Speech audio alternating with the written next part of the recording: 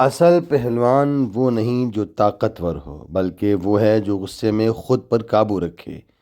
رسول اللہ صلی اللہ علیہ وسلم نے کیا فرمایا، آئیے سمجھتے ہیں۔ پہلوان وہ نہیں جو لوگوں کو بچھاڑ دے، بلکہ پہلوان وہ ہے جو غصے کے وقت اپنے نفس پر قابو رکھے۔ آج کے دور میں ہم طاقت کو بازوؤں سے ناپتے ہیں، لیکن اسلام ہمیں طاقت دل اور کردار بھی سکھاتا ہے۔ غصہ آئے تو زبان سے غلط لفظ نکل جاتے ہیں، رشتے ٹوٹ جاتے ہیں اور بعد میں صرف پچھتاوا رہ جاتا ہے۔ نبی کریم صلی اللہ علیہ وسلم نے ہمیں یہ سکھایا کہ اصل جو بہادری ہے وہ لڑنے میں نہیں بلکہ خود کو روک لینے میں ہے۔ جو شخص غصے میں خاموش رہ جائے وہی اللہ کے نزدیک طاقتور ہے۔